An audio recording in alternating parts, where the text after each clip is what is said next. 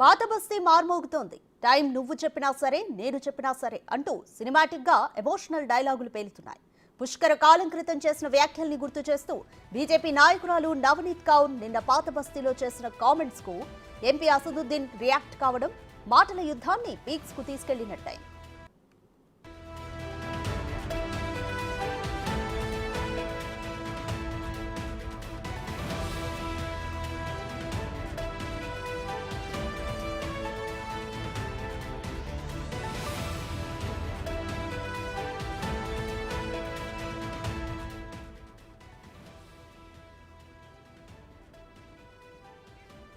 పోలీసులు 15 నిమిషాలు పక్కకు జరిగితే తామేంటో చూపిస్తాం. అక్బరుద్దీన్ ఓవైసీ 2012లో చేసిన కామెంట్స్ ఇవి. అప్పట్లో ఈ కామెంట్స్ దేశవ్యాప్తంగా సంచలనమయ్యాయి. అంతేకాదు, ఇలా రెచ్చగొట్టే వ్యాఖ్యలు చేసినందుకు కిరణ్ కుమార్ రెడ్డి ప్రభుత్వం అక్బరుద్దీన్ ఓవైసీని అరెస్ట్ చేసింది కూడా.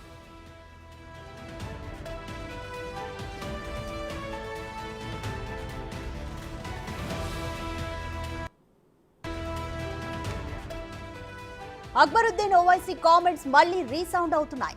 ఆయనకు మహారాష్ట్ర బీజేపీ మహిళా నేత ఎంపీ నవనీత్ కౌర్ 12 ఏళ్ల తర్వాత కౌంటర్ వేశారు. నిన్న పాత బస్తీలో బీజేపీ అభ్యర్థి మాధవీలత తరపున ప్రచారం చేసిన నవనీత్ కౌర్ ఓవైసీ బ్రదర్స్ కి 15 నిమిషాలు కావాలేమో కానీ మాకు 15 సెకండ్లు చాలన్నారు. తాము తలుచుకుంటే ఓవైసీ బ్రదర్స్ కి ఎక్కడికి వెళ్లాలో కూడా తెలియదని వార్నింగ్ ఇచ్చారు.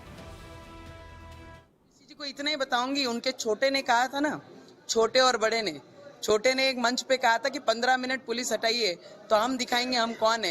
आपको 15 मिनट लगते होंगे, हमें 15 सेकंड लगते हैं। कहां से आए और कहां से गए पता भी नहीं लगेगा। तो मैं ओवीसी जी को इतना ही बताऊंगी, उनके छोटे ने कहा। నవనీత్ కౌర్ కామెంట్స్ కు ఎంఐఎం అధినేత అసదుద్దీన్ ఓవైసీ కూడా అదే స్థాయిలో ఘాటుగా కౌంటర్ వేశారు. 15 సెకండ్లు కాదు, గంట సమయం తీసుకోవాలని అసదుద్దీన్ ఓవైసీ అన్నారు. ముస్లింలను ఏం చేస్తారో చేసుకోవాలని సవాల్ చేశారు. ఎక్కడికి రమ్మంటే అక్కడికి వస్తాం, అధికారం మొత్తం బీజేపీ దగ్గరే ఉంది, ఏం చేస్తారో చేయండి చూద్దామని ఘాటుగా స్పందించారు. ఎన్నికల సమయంలో రెండు వర్గాల కామెంట్స్ సంచలనంగా మారాయి. 15 सेकंड दे दीजिए, आप क्या करेंगे? अखलाक का हाल करेंगे, जैसा मुख्तार को किया वही करेंगे, या पीलू या फिर अपना रकबा। बिल्कुल आप दे दीजिए, मोदी जी के पास इख्तियार है, दे दीजिए 15 सेकंड ने बोल के 1 घंटा ले लीजिए ना। हम भी देखना चाह रहे हैं कि आप में कितनी इंसानियत अभी बाकी है या नहीं। करिए, कौन डर रहा है? कौन डर रहा है? मैं हम तो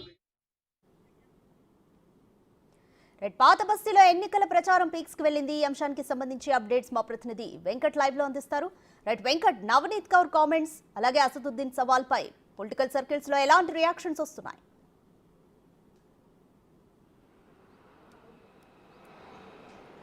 రాధిక, పాత బస్తీని ఈసారి ఎలాగైనా కైవసం చేసుకోవాలని బీజేపీ ముందు నుంచి కూడా ప్రణాళికలు రచిస్తుంది. భారీ అంచనాలు పెట్టుకున్నది.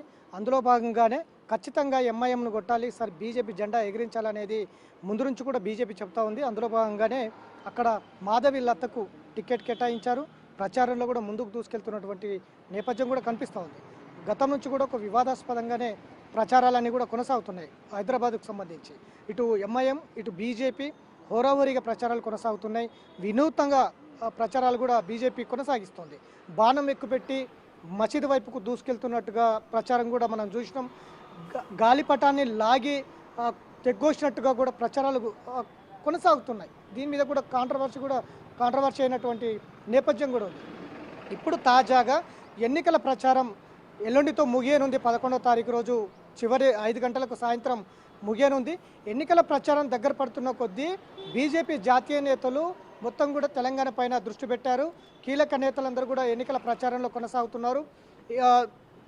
మోడీతో పాటు నడ్డా, అమిత్ షా, అట్లనే బీజేపీ రాష్ట్రాల ముఖ్యమంత్రులు, అట్లా కీలక నేతలు, ఇట్లు సినిమాలకు సంబంధించిన ఎవరైతే సినీ ఇండస్ట్రీకి సంబంధించిన హీరోయిన్లు అందరూ కూడా ఇక్కడ ప్రచారం కొనసాగిస్తున్న నేపథ్యం ఉంది. అందులో భాగంగానే పాత బస్తీకి సంబంధించి హైదరాబాద్ పార్లమెంట్ సెగ్మెంట్లో నిన్న నవనీత్ కౌర్ ప్రచారం నిర్వహించింది. కొన్ని కీలక వ్యాఖ్యలు ఆమె ప్రస్తావనకు తీసుకొచ్చింది.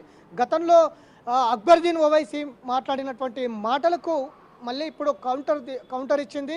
అసదుద్దీన్ ఓవైసీకి కౌంటర్ ఇచ్చింది ఆమె నేరుగా. మీ తమ్ముడు గతంలో 15 నిమిషాలు చాలు, మేమేమిటో చూపిస్తామంటూ కూడా అక్బరుద్దీన్ గతంలో వ్యాఖ్యలు చేశారు. ఇప్పుడు 15 నిమిషాలు కాదు, 15 గంటలు, మీకు 15 నిమిషాలు మీకు సరిపోతుంది, మాకు 15 సెకండ్లు చాలంటూ కూడా నవనీత్ కౌర్ కౌంటర్ ఇచ్చింది.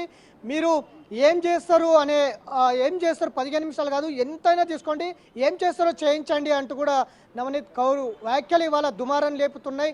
ఒక వర్గాన్ని టార్గెట్ చేస్తూ మాట్లాడడం సరైనది కాదంటూ కూడా ఇటు ముస్లిం వర్గాల్లో కూడా వ్యతిరేకత వస్తున్నటువంటి నేపథ్యం ఉంది. ఇక తాజాగా అసదుద్దీన్ కూడా కౌంటర్ ఇచ్చారు. కేంద్రంలో మీ ప్రభుత్వం ఉంది, ఏం చేస్తారో 15 సెకండ్లు కాదు, 15 గంటలు కాదు, మొత్తం మీరు తీసుకోండి, మేము ఇక్కడే కూర్చుంటాం, మీరు ఏం చేస్తారో పాత బస్సుని చూద్దామంటూ కూడా ఆయన కౌంటర్ ఇచ్చినటువంటి నేపథ్యం ఉంది. ఇట్లా ఈ రెండు బీజేపీ ఇటు ఎంఐఎం రెండు కూడా మతతత్వ పార్టీలు, ఒకరు హిందూ అంటారు, ఒకరు ముస్లిం అంటారు. కాబట్టి ఈ రెండు పార్టీల మధ్యలో ఉన్న ప్రజలు ఇబ్బందులు పడుతున్నారు అనేది కూడా లౌకికవాదులు చెప్తున్నటువంటి మాట. కాబట్టి ఈ రెండు పార్టీలు రాజస్థాన్ సభలో మోడీ కూడా ఈ మధ్యకాలంలో కొన్ని వ్యాఖ్యలు చేశారు. ముస్లింలు, ఈ దేశ సంపద అంతా కూడా ముస్లింలదే, ముస్లిం హిందూ మహిళల మంగళసూత్రాలు తెంపి ముస్లింలు పంచుతారు, బంగారు కావచ్చు, దేశ సంపద అంతా కూడా ఒక సామాజిక వర్గానికి పంచుతారంటూ కూడా కొన్ని కీలక వ్యాఖ్యలు చేసినటువంటి నేపథ్యం. మొత్తం మీద ఇప్పటికే రిజర్వేషన్ల మీద పెద్ద ఎత్తున చర్చ జరుగుతుంది. ఒకవైపు ముస్లిం మత ప్రాతిక మీద ఉన్నటువంటి ముస్లిం రిజర్వేషన్ తొలగిస్తామంటూ కూడా బీజేపీ నేతలు, కొంతమంది మంత్రులు, ఎంపీలు కూడా ప్రకటించినటువంటి నేపథ్యం ఉంది. నేరుగా ప్రధాని ప్రకటిస్తున్నారు మతపరమైన రిజర్వేషన్ రద్దు చేస్తామంటూ. ఒకవైపు రిజర్వేషన్ల అంశం రచ్చలేపుతుంది, మరొక వైపు ఇప్పుడు నవనీత్ కౌర్ చేసిన వ్యాఖ్యలు కూడా ఇప్పుడు దుమారం లేపుతున్నాయి. మొత్తం మీద ముస్లిం సామాజిక వర్గాన్ని టార్గెట్ చేస్తూ బీజేపీ వాళ్ళు చేస్తున్నారు అనేది ఎంఐఎం నేతలు ఆరోపిస్తున్నారు. ఎంఐఎం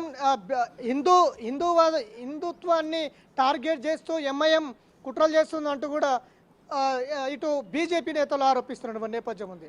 ఈ బీఆర్ఎస్, కాంగ్రెస్, ఎంఐఎం మూడు కలిసి హిందూ మనోభావాలు దెబ్బతీస్తున్నాయి అనేది బీజేపీ చెప్తున్నటువంటి నేపథ్యం ఉంది. కాబట్టి ఇవంతా అంశాలన్నీ కూడా ఒక మతం చుట్టూ తిరుగుతున్నటువంటి నేపథ్యం ఈ ఎన్నికల్లో స్పష్టంగా కనిపిస్తూ ఉంది.